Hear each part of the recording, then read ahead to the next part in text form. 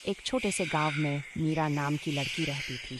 उसके पास एक तोता हरा चंचल और सब उसे सच्चा तो कहते थे क्योंकि वह हमेशा सच बोलता था।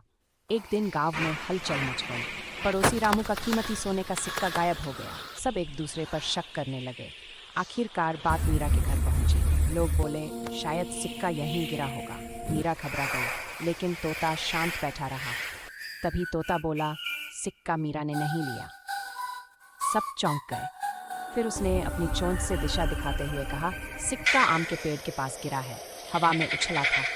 सब भागकर वहां पहुंचे और सचमुच सिक्का वहीं पड़ा था। रामू शर्मिंदा होकर बोला, इस तोते ने तो झगड़ा ही खत्म कर दिया। मीरा मुस्कुराई और बोली, सच बोलने वाला छोटा भी हो तो दुनिया बदल सकता है। उस दिन से गांव में एक कहावत चल पड़ी,